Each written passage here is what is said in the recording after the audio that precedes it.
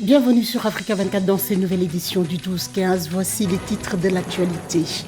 Quel rôle joue la diaspora sénégalaise dans le renforcement de la croissance économique de leur pays? Vous entendrez les réponses d'Elhadji Hamidou Kassé, coordinateur du pôle communication du candidat Amadou Ba, candidat à la présidentielle de février 2024 de la coalition au pouvoir Benno Bokk Yakaar dans ce journal. Au Kenya, un gisement de coltan a été découvert dans 6 comtés du pays. L'annonce a été faite par le ministère des Mines et de l'économie bleue et des affaires maritimes ce mercredi 24 janvier. Leur exploitation devrait porter la part du secteur minier kenyan à 10% du PIB. Et puis, 4 rencontres du championnat de basketball au Cameroun se sont jouées ce samedi 27 et dimanche 28 janvier à Douala. Des rencontres marquant le lancement de la saison 2023 avec une victoire de l'école de basketball et de Kessa de Douala Firebird. La diaspora sénégalaise, un poids lourd de l'électorat sénégalais, mais aussi de l'économie de par son dynamisme. C'est l'avis du Premier ministre Amadou Ba, candidat à la présidentielle de février 2024 de la coalition au pouvoir Benno Bokk Yakaar. La diaspora sénégalaise, qui représente 4% de la population, a contribué à plus de 2,5 millions de dollars à l'économie nationale. Elle a également participé à consolider le plan Sénégal émergent. Plus de détails avec Nathalie Mo. Candidat à l'élection présidentielle du 25 février 2024, Amadou Ba ne laisse aucun Sénégalais de côté dans sa stratégie. Dans sa vision, la diaspora occupe une place égale à celle de la population locale du Sénégal. Cheville ouvrière du plan Sénégal émergent, le chef du gouvernement Amadou Ba peut se féliciter de l'impact des Sénégalais de l'étranger dans la croissance du pays. La place de la diaspora dans le développement économique et social national s'illustre aussi dans la mise en œuvre de l'acte 3 de la décentralisation. Des compatriotes de la diaspora sénégalaise qui veulent revenir dans leur pays et investir, ou qui veulent simplement investir dans leur pays, même s'ils restent dans les pays d'accueil. Ça, c'est une proposition très forte. Une deuxième proposition très forte, c'est justement la possibilité pour tous ceux qui travaillent dans le social d'apporter leur contribution sur les programmes d'urgence, dans les programmes d'urgence comme la santé, comme l'adduction d'eau potable, comme l'électrification. La diaspora sénégalaise se compose de près de 700 000 personnes, soit environ 4% de la population. La diaspora sénégalaise, c'est aussi 2 562 millions de dollars de transferts de fonds par an, représentant plus de 10,5% du produit intérieur brut du pays, selon des données gouvernementales. Une manne financière consacrée à l'investissement pour laquelle le gouvernement a multiplié les offres incitatives sous le leadership d'Amadou Ba. Avoir une entité qui peut s'appeler un pôle financier ou autre, dont le cœur sera la Banque nationale. Banque avec des ressources longues qui peuvent accompagner non pas seulement des investisseurs issus de la diaspora, mais également tous les entrepreneurs sénégalais, des plus petits, entre guillemets, aux plus grands. Le Premier ministre sénégalais et candidat présidentiel de la coalition politique au pouvoir Benno Bokk Yakaar répartit la diaspora en plusieurs secteurs, la diaspora scientifique, la diaspora entrepreneuriale, la diaspora sportive et la diaspora culturelle. Cette catégorie de la population représente 5% de l'électorat, environ 200 000 personnes, parmi plus de 6,5 millions de Sénégalais appelés à voter. Dans le reste de l'actualité, à l'approche des élections générales, l'opposition béninoise a tenu des consultations autour de la révision de la Constitution concernant le code électoral. Ce lundi 29 janvier, les partis Grande Solidarité Républicaine, Nouvelle Force Nationale et le Mouvement de Libération Populaire ainsi que les démocrates ont rejeté la révision de la Constitution et tout réaménagement du code électoral avant les échéances électorales de 2026. Nathalie Mo. Dans la perspective des élections générales, l'opposition béninoise a tenu des concertations autour de la relecture du code électoral et la révision de la Constitution le 29 janvier 2024. Les partis Grande Solidarité Républicaine, Nouvelle Force Nationale et Mouvement Populaire de Libération, ainsi que les démocrates, rejettent la révision de la Constitution et tout réaménagement du code électoral avant les échéances de 2026. À la faveur ou au prétexte de la révision du code électoral, un projet de révision de la Constitution a été introduit à l'Assemblée nationale. Les populations nous demandent de ne pas nous aventurer dans une révision constitutionnelle opportuniste.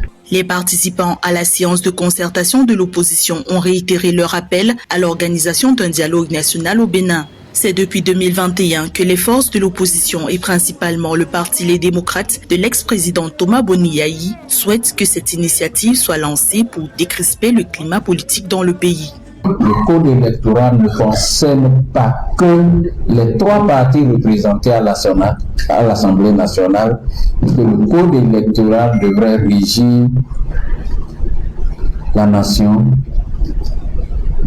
et particulièrement tous les partis politiques qui existent dans notre pays, qu'ils soient représentés à l'Assemblée nationale ou non. Cette consultation pour des questions importantes que nous avons toujours réclamées et que nous n'avons jamais eu. Nous avons appelé ça le dialogue. Le 4 janvier 2024, la Cour constitutionnelle a proposé la révision du code électoral et la modification du calendrier électoral au Bénin. Le 22 janvier 2024, en quête de consensus pour une relecture du texte fondamental béninois, le président Patrice Talon a impulsé une rencontre avec l'opposition. Seulement, l'opposition continue d'alerter sur une possible rupture dans l'environnement politique du pays. Elle considère discriminatoire et clivant le système de parrainage des candidats à l'élection présidentielle. En exploit au Kenya, des jugements de coltan ont été découverts dans 6 comtés. Le ministre kenyan des Mines, de l'économie bleue et des affaires maritimes, Salim Vouri, l'a annoncé ce mercredi 24 janvier. L'exploitation de ces jugements pourrait porter la part du secteur minier national à 10% du PIB. Philoméntine. Le Kenya a officiellement rejoint la liste des pays africains ayant des réserves de coltan. Ceci après la découverte des gisements de coltan dans 6 comtés du pays. L'annonce a été faite le 24 janvier 2024 par le ministère des Mines du Kenya. Le coltan est un minerai largement utilisé dans la fabrication de composants électroniques, notamment dans des véhicules électriques et des ustensiles portables.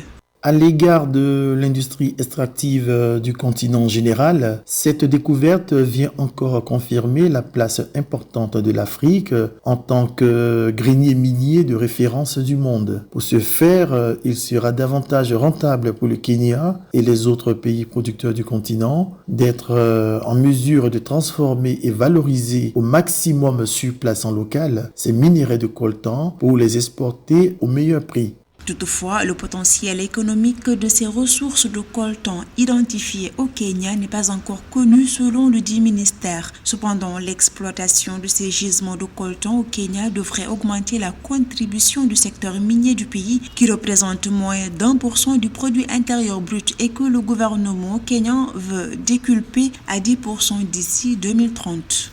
Face aux enjeux porteurs, il y a des défis majeurs auxquels le Kenya devra prêter une attention toute particulière. Entre autres, il devra absolument veiller à la sécurité infantile, d'où l'intérêt de devoir former en local les futurs opérateurs de ces gisements. Le Kenya devra se donner les moyens structurels de ne pas reproduire les méthodes traditionnelles d'exploitation impliquant l'acide fluorhydrique au travers de procédés électriquement et financièrement coûteux et pas toujours éco-responsables. Le coltan, dont la demande internationale augmente rapidement, pourrait être un moteur de développement durable pour l'Afrique. Selon les analystes, son exploitation est un défi complexe, mais également une opportunité de transformer l'industrie minière africaine. À noter que la République démocratique du Congo regorge 70% des réserves mondiales de ce minerai.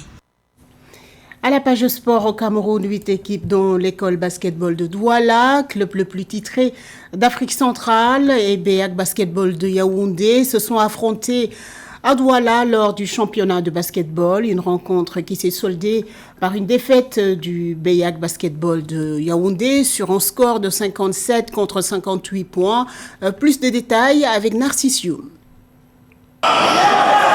Sur le parquet du collège de la Salle à Douala au Cameroun, École basket de Douala, club le plus titré d'Afrique centrale et Beyak Basketball de Yaoundé se sont affrontés le 28 janvier 2024 lors de la deuxième journée du championnat national élite senior messieurs. Une rencontre qui s'est soldée par une défaite de Beyak Basketball de Yaoundé sur un score de 57 contre 58 points. Ça n'a pas du tout été facile. On s'est battu comme on a pu et vraiment, ce qui est arrivé est arrivé. Donc on va juste apprendre de ce qu'on a fait de mauvais et pour s'améliorer les prochains matchs à venir. Les trois autres rencontres du jour ont vu la victoire des Alphes de Yaoundé sur FCBC Basketball de Douala sur un score de 83 contre 50 points. La défaite du champion en titre FAP de Yaoundé avec 72 contre 74 points pour Douala Firebears. Et enfin, la domination de KSA de Douala sur le Falcon de Yaoundé sur un score de 74 points contre 48. Pour l'école basket de Douala, le club de la capitale économique du Cameroun espère en termes de ce tournoi se qualifier pour le championnat d'Afrique des clubs. Beaucoup de satisfaction. Beyak est une grande équipe, c'est un grand club. Ils sont quand même vainqueurs de la Coupe du Cameroun, donc ce n'est pas rien. Ils ont un très bel effectif, donc on ne peut qu'être satisfait. Beaucoup de travail encore à faire, mais... Avec 2 victoires à leur actif, les clubs KSA, Douala Firebears, École basket de Douala espèrent poursuivre dans cette dynamique victorieuse afin de maintenir la ville de Douala à la tête du classement général de la compétition. Le prochain regroupement dans le cadre du championnat national élite senior messieurs est prévu du 11 au 12 février 2024 entre les villes de Yaoundé et Douala.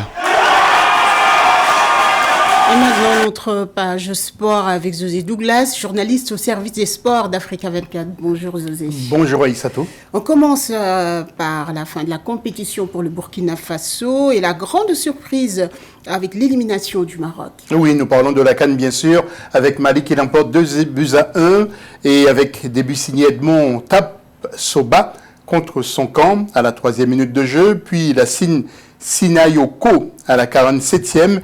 Et Bertrand Traoré transformé un pénalty pour les étalons à la 57e minute, mais les Aigles du Mali se sont organisés pour maintenir leur avantage. Bertrand Traoré n'a pas réussi à renverser la situation, pourtant le Burkina Faso faisait partie des favoris de cette CAN. Deuxième match avec la surprise de l'Afrique du Sud qui bat le Maroc 2-0 et un véritable coup de tonnerre dans cette CAN avec des buts signés pour les Sud-Africains.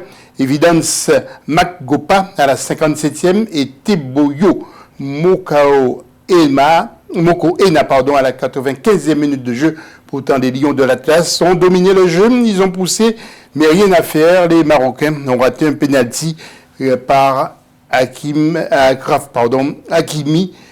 et Amraba a été expulsé. Quelques critiques aussi à l'égard de l'arbitre de ce match en provenance de Saïs, l'un des joueurs marocains.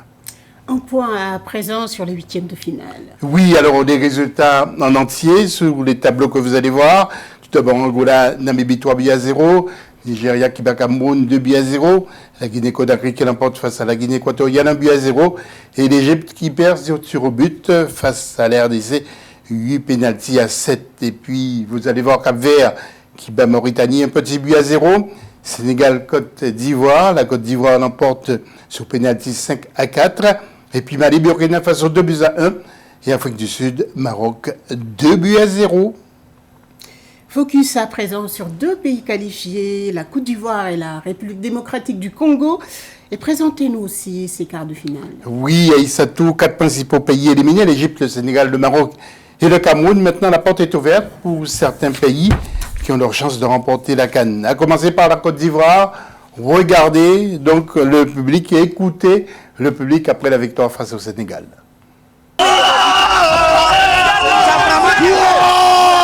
Vraiment, je suis ravi de la qualification des éléphants de Côte d'Ivoire. Et c'est une joie pour tout le monde. Et on profite de cette joie. Je suis tellement fier de la Côte d'Ivoire. Nous sommes fiers de Faye Messa. Voilà, Tariban ne peut pas mourir 2 fois. Ce qu'on a vu, les éléphants se sont donnés. Ils se sont donnés jusqu'au bout et ils ont fait la fierté de la Côte d'Ivoire. Je savais qu'on allait gagner, mais je ne savais pas qu'il y aurait eu tant de pression. Notre confrère Ousseynou Gueye qui ne s'est toujours pas remis de cette défaite du Sénégal. Et puis quelques mots aussi du nouvel entraîneur Imerse Faé qui remplace Jean-Louis Gasset. On a eu un début de match difficile. Là où il faut féliciter les joueurs, c'est qu'ils ont eu une réaction d'homme. J'avais demandé avant le match de retrouver mes éléphants, de retrouver des hommes, de retrouver des guerriers. Et sur ce match, sur cette qualification, ils m'ont montré que c'était des guerriers. Et puis l'ABC que l'on n'attendait pas à ce stade de la compétition, Wodez Lionel Passy, gardien de la sélection, nous dit comment a-t-il influencé le gardien Gabakski qui a raté son pénalty pour l'Égypte. J'ai vu qu'il avait raté son dernier pénalty, Gabakski, j'avais essayé de le déconcentrer, ça a marché, Dieu merci. Et j'ai essayé de rester le plus calme possible et de réussir mon geste technique, c'est ce qui s'est passé. Voilà le tableau des quarts de finale pour terminer. Aïssatou, Nigeria-Angola, ce sera vendredi 2 février. Il y aura RDC contre le Congo, contre la Guinée, RDC contre la Guinée. Le 3, il y aura aussi Mali-Côte d'Ivoire et Cap-Vert contre l'Afrique du Sud. Je vous retrouve vendredi pour plus d'infos sur ces quarts de finale. Merci Zosé pour toutes ces belles précisions sur la Coupe d'Afrique des Nations qui se déroule actuellement en Côte d'Ivoire. Ce journal a été réalisé par l'ensemble de la rédaction. Merci pour votre fidélité. Dans un instant, une nouvelle édition de l'information sur Africa 24.